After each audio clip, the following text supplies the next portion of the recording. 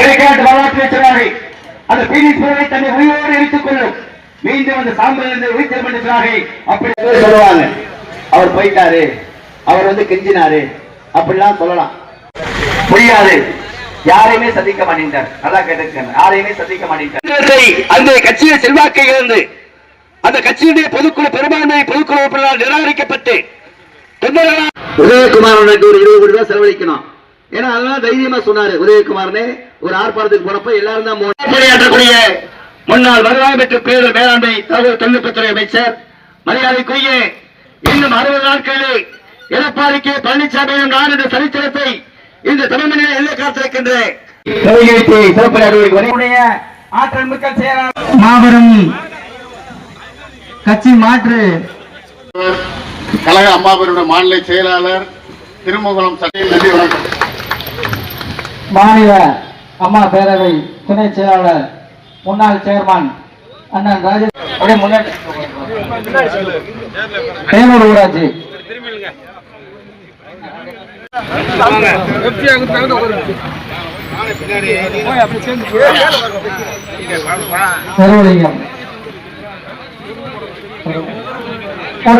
கிருஷ்ணன்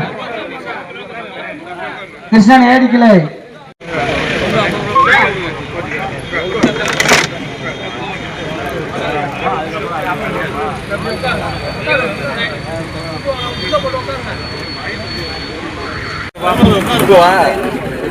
மாமா எனக்கு அங்க முழக்கினாமா கொஞ்சம் பின்னாடி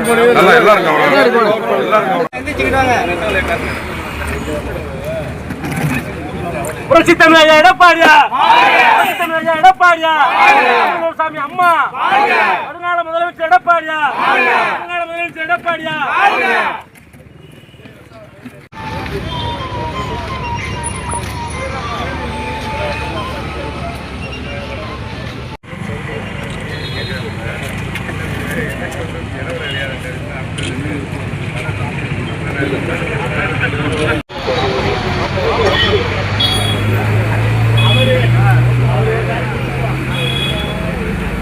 பத்து மணி இருக்கும். புரட்சி தமிழக எடப்பாடியாரிடத்தில் அனுமதி கேட்டு அவர் உத்தரவை வழங்கி உடனடியாக இந்த நிகழ்ச்சியை இங்கே ஏற்பாடு செய்திருக்கிறார்கள்.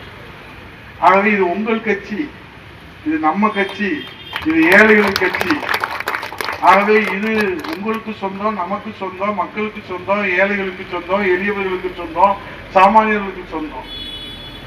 ஆகவே இன்றைக்கு எனக்கு முன்னாலே அருமையான நபர்கள் மாணிக்கம் அவர்கள் இதுவரை இப்படி பேசியதை நான் பார்த்ததில்லை. அவர் உணர்ச்சி பெருக்காக இருந்தால் அவர் வாழ்விலே கூட சில காலம் திசை திருப்பி விட்ட காரணத்தினாலே அந்த ஆதங்கத்தை அவர் இங்கே கொட்டி தீர்த்தார்கள். ஆகவே இன்றைக்கு ஒரு கிளை செயலாளர், அதற்கு பிறகு நகர்மன்ற தலைவர், இளைஞரணி செயலாளர், அதற்கு பிறகு வருவாய்த்துறை அமைச்சர், அதற்கு பிறகு அம்மா அவர்களுக்கு செயற்கையாக உருவாக்கப்பட்ட அந்த தடையின் காரணமாக முதலமைச்சர், பிறகு பொதுப்பணித்துறை அமைச்சர், நெடுஞ்சாலைத்துறை அமைச்சர், அதற்கு பிறகு அம்மாவுக்கு தடை ஏற்படுகிற போது முதலமைச்சர், அதற்கு பிறகு எதிர்கட்சி துணைத் தலைவர், அதற்கு பிறகு எதிர்கட்சி தலைவர், அம்மாவின் மறைவுக்கு பிறகு முதலமைச்சர், அதற்கு பிறகு கழக ஒருங்கிணைப்பாளர், துணை முதலமைச்சர், ஹவுசிங் போர்டு மினிஸ்டர். என்னப்பா சொல்லவே மூச்சு வாங்குது, பட்டியல் இருக்கு. ஒரு தொண்டை எத்தனை பதவி அதிமுக கொடுத்திருக்கு? ஒரு தொண்டருக்கு, ஒரு கிளைக்கழக செயலாளராக இருந்தவருக்கு, பெரியகுளத்திலே ரோசி டீ கடை நடத்தி கொண்டிருக்கிறவருக்கு இந்த நாட்டையே ஆளுகிற தகுதி இருக்கிறது என்று அடையாளப்படுத்தியது அனைத்து இந்திய அண்ணா திராவிட முன்னேற்ற கழகம், தெய்வ தலைவி புரட்சி தலைவி அம்மா அவர்கள். அப்படிப்பட்ட தெய்வத்தாயினுடைய புகைப்படத்தை, திருவுருவப்படத்தை எடுத்து வீசிவிட்டு இன்றைக்கு காலாவதியான தலைவர்களை கரையேற்றுகிறேன் என்று சொல்லுகிற முதலமைச்சரை வீட்டிலே நடுநாயகமாக நீங்கள் வைத்து பூஜை செய்கிறீர்கள் என்று சொன்னால், இது போன்ற ஒரு இனப்பிறவியை இந்த தமிழ்நாடு இதுவரை சந்தித்ததில்லை, ஈனப்பிறப்பை சந்தித்ததில்லை. என்ன வேணும்? ஒரு ஜான் வயிறு, ஒரு முறை பிறக்க போறோம், ஒரு முறை சாக போறோம், ஒரு முறை தான் வாழ போறோம். யார் வேணாலும் போலாங்க கட்சியை விட்டு. ஒரு கட்சிக்கு ஏபாம் பிபாம்ல பொதுச் செயலாளர் கையெழுத்த போட்டுவிட்டு அந்த கட்சியவே அழிக்கிற அம்மா அம்மான்னு சொல்லி சம்பாதிச்ச பணத்தை எல்லாம் அம்மாவுடைய புகழை அழிப்பேன் என்று இன்றைக்கு திமுகவிலே போய் சேர்ந்திருக்கிறார் என்று சொன்னால், இதுவரை நான் வாசித்த பட்டியல் எல்லாம் அவர் விசுவாசம் என்று வேஷம் போட்டு பெற்ற பதவிகள். இனிமேல் அவர் அங்கே திமுகவிலே எந்த பதவி பெற்றாலும் அது துரோகத்திற்கான பரிசாகத்தான் இருக்குமே தவிர விசுவாசத்திற்கான பரிசாக இருக்கார். அவர் பேசுறாரு மேடையில், நான் உயிர் இருக்கிற வரைக்கும் ஸ்டாலினுக்கு விசுவாசமா இருப்பேன். இப்படித்தானே அம்மாட்டியும் சொன்னீங்க. அம்மா போல வேகமா செயல்படுறாரா? அட சண்டானா, வேறாலும் சொன்னா பரவாயில்ல, நீங்க சொல்லலாமா? நாக்கு அழுகி போறதா? என் தெய்வ தலைவி, சிங்கனிகர் தலைவி, புரட்சி தலைவி அம்மா அவர்களுடைய சிங்கனிகர் பார்வை, உனக்கும் உங்க பிள்ளைக்கும் பதவி வேணும்னா வாங்கிக்கோங்க, யார் வேணும்னா நாங்க யாராவது தடையா இருக்க போறோமா? நீங்க தான் முடிவு பண்ணிட்டீங்க, சம்பாதிச்ச காசெல்லாம் கொடுத்து பதவி வாங்கிட்டு போயிடலான்னு முடிவு பண்ணிட்டீங்க. என்னமோ நாசமா போங்க, எங்களுக்கு ஒன்றும் ஆட்சேபனை இல்லை. ஆனால் எங்கள் உயிர் உள்ளவரை எந்த விதமான பதவி சுகத்தை அனுபவிக்காத கிளைக்கழக செயலாளர்கள் நாங்க போய் கேட்போம். ஆகாநல்லூர்ல ஒன்றிய செயலாளர் கூப்பிட்டுக்கிட்டு, மாணிக்கம், இங்க இருக்கக்கூடிய ராஜேஷ் கண்ணா, கருப்பையா, ராதா, ஆயிடுச்சு 80 வயசு 90 வயசு ஆயிடுச்சப்பா, இந்த கிளை செயலாளர் பதவி உன் மயனுக்கு கூட போட்டுட்டு நீ கொஞ்சம் மற்ற பதவிக்கு வந்துக்கலாமே அப்படின்னு சொன்னா, அந்த கிளை செயலாளர் சொல்லுவாரு எங்ககிட்ட, தம்பி உதயகுமார், நீ வைக்கிற கோரிக்கை நியாயமானதாக இருக்கலாம். நான் அண்ணா திராவிட முன்னேற்ற கழகத்தில் புரட்சி தலைவர் மன்னாதி மன்னன் மக்கள் கழகம் கொடுத்து கொடுத்து சிவந்த கரங்களுக்கு சொந்தக்காரர், வலதுகை கொடுப்பது இடதுகைக்கு தெரியாமல் கொடுத்த வாழும் வல்லல், வாழும் கடவுள். எதையுமே அனுபவிக்காதவர் கூட சாகுற போது கொடி நம்ம நெஞ்சில் இருக்குன்னு நினைக்கிறவங்கள மத்தியில 3 முறை முதலமைச்சராக இருந்து வாழ்நாளெல்லாம் அமைச்சராக இருந்த உங்களால கொஞ்ச காலம் எதிர்கட்சியில் இருக்க முடியாது. இங்க ஓடுறான், அங்க ஓடுறான், அவன் ஓடுறான், இவன் ஓடுறான். 5 வருஷம் தான் இப்பதானே எதிர்கட்சியா இருந்ததுன்னா கொஞ்ச நாள் பொறுத்து இருந்தா என்ன, பட்டியா கிடந்தாதான் என்ன, செட்டா போறோம். ஓடுறான், இங்க ஓடுறான், அங்க ஓடுறான். இப்ப திமுக என்ன பிரச்சனை? அங்க இருக்கிறவங்களுக்கு, அங்க இருக்கிற 16 அமைச்சர் அண்ணா திமுக இருந்து போனவங்க கிராமத்துல சொல்றாங்க.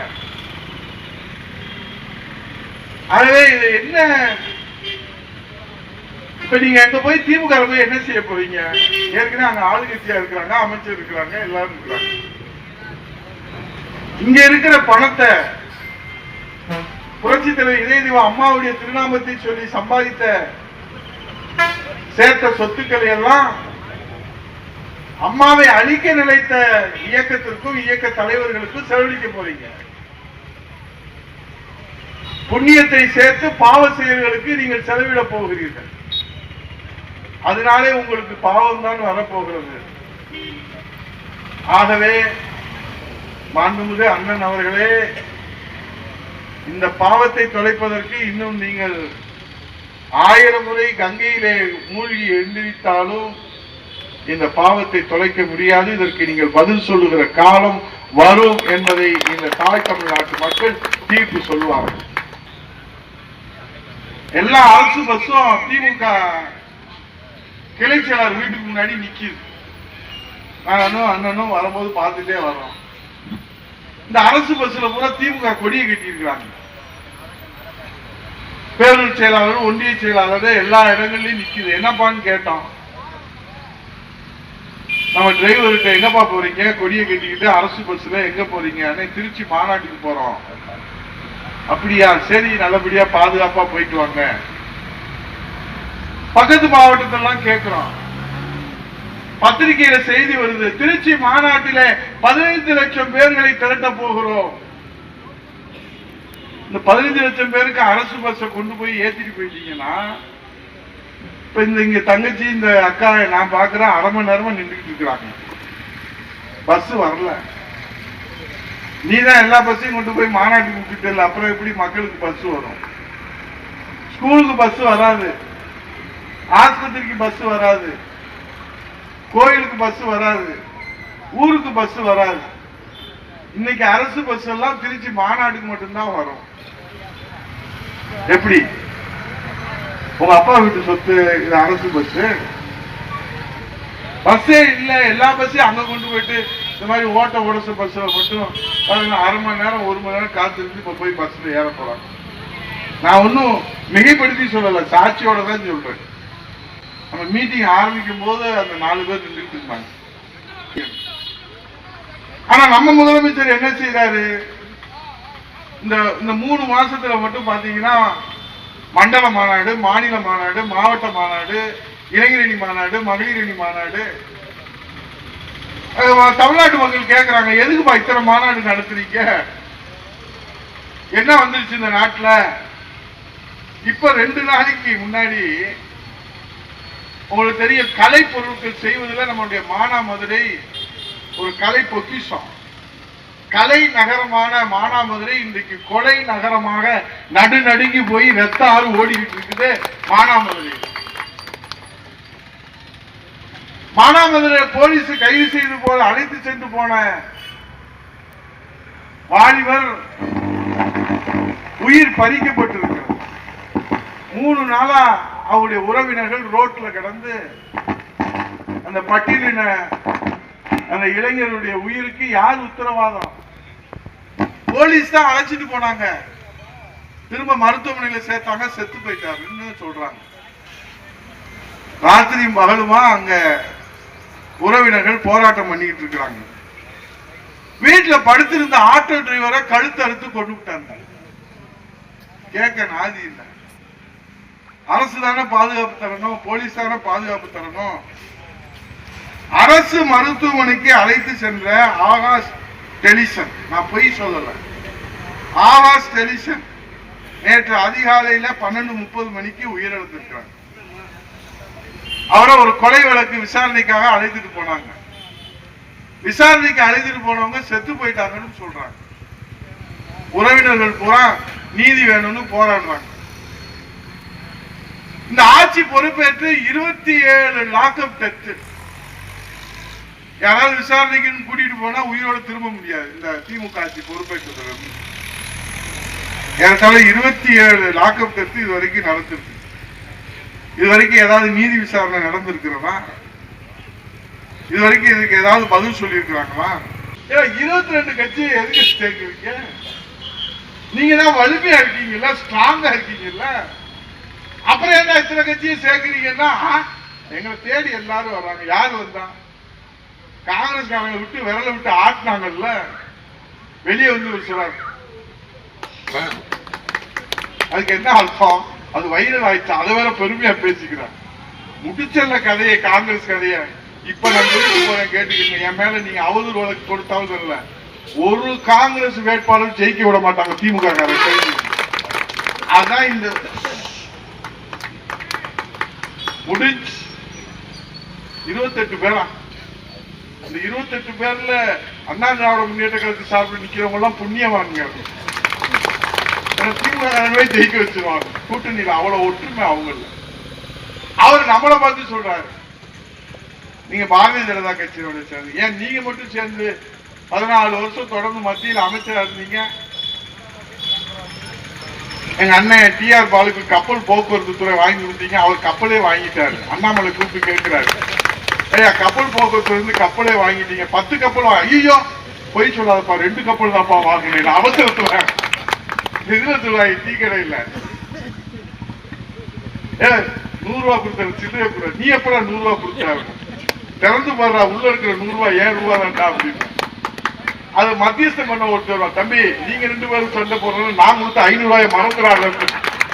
அது மாதிரி கப்பல் போக்குவரத்து 10 கப்பல் வாங்கிட்டேடா பாவி அப்படின்னா, ஐயோ 10 கப்பல் அபாட்டமா சொல்லாங்க, 2 கப்பல் தான் வாங்குறேன். யாரா கம்பெனி ஓனர்னா அது டிஆர்பி ராஜா தொழில்துறை அமைச்சரா, அவன் என் பையன் அதுல எம்டிஆர் இருக்காரு, எனக்கே தெரியாத ஆளவுற சாமின்றான். இது நேரு ஒப்பந்தப்படியில இடமாறுதல் செய்யறதுல, பணி நியமனம் செய்யறதுல 3000 கோடி ஊழல்னு நான் சொல்லல. அமலாக்கத்துறை கடிதம் எழுதுறாங்க. யாருக்கு? இங்க இருக்கிற எஸ்ஐக்கு இல்ல, எழுதல, இன்ஸ்பெக்டருக்கு எழுதல, எஸ்பிக்கு எழுதல, டைரக்டர் ஜெனரல் ஆஃப் போலீஸ் டிஜிபிக்கு எழுதுறாங்க. இது மேல எஃப்ஐஆர் பதிவு பண்ணணும். அவங்க பண்ணல. அண்ணா திராவிட முன்னேற்ற கழகத்தின் சார்பில் வழக்கு தொடுக்கிறோம். இப்ப அவங்க எஃப்ஐஆர் போட சொல்லி இருக்கிறாங்க. இப்ப திருச்சியில அவர் தான் அந்த கூட்டம் நடத்துறாரு. 15 லட்சம் பேரை வச்சு திரட்டி இன்னைக்கு மாநாடு நடத்துறாங்க. இதான் இந்த ஆட்சியுடைய நிலைமை. ஆனா இதை மடைமாற்றம் செய்வதற்காக மக்களிடத்திலே இப்ப மாநாடு நடத்தலன்னா எதை பத்தி பேசுவோம்? என்ன அது இப்படி நடந்துகிட்டு இருக்குது இந்த ஆட்சி அப்படின்னு பேசுவோம். அதை மறைக்கிறதுக்காகத்தான் பாத்தீங்களா எத்தனை லட்சம் பேர் வந்திருக்கிறாங்க. அண்ணா காலத்துல மாநாடு நம்ம வரலாற்றுல படிச்சிருக்கிறோம். கலைஞர் காலத்துல மாநாடு நம்ம வரலாற்றுல படிச்சிருக்கிறோம், பார்த்திருக்கிறோம்.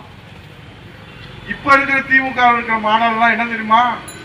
இப்ப மாநாடு முடிச்சு வெளியே வந்தீங்கன்னு வச்சுக்கோங்க, மாலை நேரத்து பல்கலைக்கழகம் அண்ணா காலத்துல என்னப்பா மாநாடுக்கு போனேன், என்னம்மா? ஆமாப்பா அரிஸ்டாட்டிலை தெரிந்து கொண்டேன், நான் பொது உடைமை தத்துவத்தை தெரிந்து கொண்டேன் அப்படின்னு வெளியே வர்றவங்க சொல்லுவாங்க. இப்ப நீங்க மாநாட்டை முடிச்சுட்டு வெளியே வர்றவங்க கேட்டீங்க, ஆமா முறுக்கு கொடுத்தாங்கோ, சாக்லேட் கொடுத்தாங்கோ, கடலை மிட்டாய் கொடுத்தாங்கோ, வாட்டர் பாட்டில் கொடுத்தாங்கோ, கூல்ட்ரிங்க்ஸ் கொடுத்தாங்கோ, மஞ்ச பையில கொடுத்தாங்கோ. என்னத்தடா கொடுத்தாங்க? ஏண்டா எதுக்குடா மாநாட்டுக்கு வர்றீங்கன்னா, முறுக்கு சாப்பிட்றதுக்கும் கடலை மிட்டாய் சாப்பிட்றதுக்கும் ஐயா மஞ்ச பையில வச்சு ஒவ்வொரு சேனல்ல வச்சிருக்கிறாங்க. ஏன்னா நீ எந்திரிச்சு ஓடிடா. இன்னைக்கு காலைல கூட திமுக வந்து சொல்லியிருக்கிறாங்க, எந்த மாவட்ட செயலாளராவது பாதியில எந்திரிச்சு ஓடினதை பார்த்தேன், பதவி விட்டு எடுத்து கொடுவேன்னு நினைச்சிருக்கேன். ஏன்னா வரலாய்க்கு போறாங்க. இதாங்க நிலைமை. நாட்டுடைய நிலைமை இப்படி இருக்குது. இவங்க என்னடான்னா அதிமுக வந்து நாங்க அழிச்சிருவோம். கடைசி விசுவாச தொண்டன் ஒருவர் இருக்கிற வரை அண்ணா திராவிட முன்னேற்ற கழகத்தை யாராலும் தொட்டு பார்க்க முடியாது. வந்துகிட்டே இருப்பான். எத்தனை பேர்த்த நீங்க இருந்து அவதரிச்சுட்டு போயிட்ட. அங்க போய் நீ எம்எல்ஏ கொடுக்குற, அமைச்சர் கொடுக்குற, மாவட்ட செயலாளர் கொடுக்குற, அமைப்பு செயலாளர் கொடுக்குற, எல்லாம் கொடுக்குற. ஆனாலும் இந்த அண்ணா திராவிட முன்னேற்ற கழகம் வெற்றி நடை போட்டு வீடு நடை போட்டு மக்கள் பணி ஆற்றல். அதான் அண்ணா திராவிட முன்னேற்ற கழகம். இது யார் தொடங்கினா? மனித புனிதர் உழைப்பது, ஏழைகளுக்காக உழைப்பது. நடுத்தருவில் எங்களை விட்டுட்டு போயிட்டாரியா, நாங்க என்னையா செய்யறது? கவலைப்படாதீங்க. அண்ணா திராவிட முன்னேற்ற கழகம் உங்களை என்றைக்கும் தாயுள்ளத்தோடு அரவணைத்துக் கொள்ளும் என்று புரட்சித் தலைவர் ஐயா எடப்பாடியார் அவர்கள் எங்களுக்கு ஆணையிட்டு இருக்கிறார். ஆகவே நீங்கள் மட்டுமல்ல, இப்போது வந்திருப்பவர்கள் மட்டுமல்ல. ஏன்னா சில இடத்துல நம்மளால எப்பவுமே வீராப்பா இருப்பான். நான் எழுத்து பேசிட்டேன், இந்த மலர் மன்னனை வேற சட்டாச்சிட்டேன், எப்படி அந்த ஊர்ல போய் நம்ம எந்த கவலைப்படாங்க. நம்மளாம் அண்ணன் தம்பி சண்டை தானே இதெல்லாம். நம்ம ஒன்றும் இயக்கத்தை விட்டுட்டு போகல. அவர் இயக்கத்தை மீட்டெடுக்கிறேன்னு ஒரு பேரை வச்சுக்கிட்டு உங்களெல்லாம் ஏமாத்தினார். அவர் பேர் வாங்குறதுக்காக உங்களுக்கு ஒரு பேர் வச்சாரு. நான் இது வரைக்கும் எத்தனையோ கட்சி கேள்விப்பட்டிருக்கிறேன். ஆனா அதிமுக தொண்டர் உரிமை மீட்பு குழுன்னு ஒரு கட்சியை வச்சுக்கிட்டு அவர் லெட்டர் வச்சுக்கிட்டு முதல்ல அதுக்கு ஆலோசகராக இருந்தவரும் விட்டுட்டு ஓடிட்டாரு. அவர் ஓடும்போது சொல்றாரு, தம்பி இவரை பற்றி நம்பி போகாதப்பா, வாழ்க்கையே போயிடும். சொல்றவர் யாரு? பண்ருட்டி ராமச்சந்திரன் ஆலோசகர். அவர் தான் சொல்லிட்டு போறாரு, என்னங்க திடீர்னு நீங்க வந்து வேற கட்சி ஆரம்பிச்சிட்டீங்க, என் வாழ்க்கை பூரா வீணடிச்சுட்டேன்பா அப்படின்னு. அதுக்கப்புறம் வைத்திலிங்கம் போறாரு, அதுக்கப்புறம் மனோஜ் பாண்டிய போறாரு. அவர் தான் சட்ட ஆலோசகர், இவர் தான் அரசியல் ஆலோசகர். அவங்ககிட்ட கேட்கிறாங்க பத்திரிகையாளர், என்னங்க இவரை விட்டுட்டு ஓடிட்டீங்க அப்படின்னு. ஐயோ இதுவரைக்கும் இருந்ததே போதும் சாமி, என் வாழ்க்கையே போச்சு. இவர் பார்த்தாரு, என்னடா எல்லாரும் விட்டுட்டு அங்கேயே ஓடுறாங்க, வாங்க நம்மளும் அங்கே ஓடும் சொல்லிட்டு இவரு ஓடிட்டாரு. ஏன்னா நாங்க என்னடா செய்யறது, தொண்டர்கள் எல்லாம் இப்ப வீதியில நிற்கிறாங்க. நீங்கள் வீதியில நிற்பதை பற்றி கவலைப்பட வேண்டாம். உங்களுக்கு விலாசம் தருவதற்கும் முகவரி தருவதற்கும் புரட்சி தமிழர் ஐயா எடப்பாடியார் அண்ணா திராவிட முன்னேற்ற கழகத்தை வெற்றி பாதையில வழிநடத்தி செல்கிறார் என்பதை சொல்லி, அடிமை அடிமை என்று சொல்லுகிற திமுக அரசே, வளர்ச்சி பெற்ற தமிழ்நாட்டால் வளர்ச்சி அடைந்த இந்தியாவை வலுப்பெறும் என்று மோடி அரசு அவர்களுடைய தாரக மந்திரம். தமிழ்நாட்டின் முழுமையான வளர்ச்சியை உறுதி செய்வதே வளர்ச்சி அடைந்த இந்தியாவிற்கான தீர்க்கமான பாதை என்று அனைவருக்கும் பலனை அளிக்கக்கூடிய பல்துறை வளர்ச்சி மற்றும் மாநிலத்தின் முன்னேற்றத்தை மேம்படுத்துவதில்தான் மத்திய அரசு முழு அர்ப்பணிப்புடன் பணியாற்றி வருவதாக மாண்புமிகு பாரத பிரதமர் நரேந்திர மோடிஜி அவர்கள் இன்றைக்கு உறுதி அளித்திருக்கிறார்கள். அதன் அடிப்படையிலே தான் 11 மருத்துவக் கல்லூரியும் எய்ம்ஸ் மருத்துவமனையும் 1000 கோடிக்கு பறக்கும் பாலமும் இன்னைக்கு தமிழ்நாடு எங்கும் நகாய் நேஷனல் ஹைவேஸ் இங்க இருக்கவங்களுக்கு தெரியும். எல்லா இடங்களிலும் இன்றைக்கு சாலை மேம்பாடு மத்திய அரசு கொண்டு வந்திருக்கிறது. இளைஞர்களுக்கு திறன் மேம்பாடு மத்திய அரசு கொண்டு வந்திருக்கிறது. விவசாயிகளுக்கு ஊக்கத்தொகை உதவித்தொகை மத்திய அரசு கொண்டு வந்திருக்கிறது. வளர்ச்சி திட்டங்களை கோடிக்கணக்கான வளர்ச்சி திட்டங்களை இந்த அன்னை தமிழகத்திற்கு கொடுத்துக் கொண்டிருக்கிறார்கள். அதை புரட்சி தமிழர் ஐயா எடப்பாடியார் அவர்கள் இந்த தாய் தமிழ்நாட்டு மக்களுக்காக பெற்றுக் கொடுத்தார்கள். இப்போதும் நாங்கள் சொல்லுகிறோம், இந்த அன்னை தமிழக மக்களின் வளர்ச்சிக்காகவும் இந்த அன்னை தமிழக மக்களின் எதிர்காலத்திற்காகவும் இளைஞர்களுக்கு வேலை வாய்ப்பை பெற்றுத்தரவும் தாய் தமிழகத்திலே வறுமையை ஒழிப்பதற்காகவும் இன்றைக்கு பாரத பிரதமர் அவர்கள் அன்னை தமிழகத்திலே புரட்சி தமிழர் ஐயா எடப்பாடியாருடைய தலைமையிலே தேசிய ஜனநாயக கூட்டணியிலே 2026 சட்டமன்ற தேர்தலை சந்திக்கிறோம். அதை வெற்றி வாகை சூடுவோம் என்று சொல்லி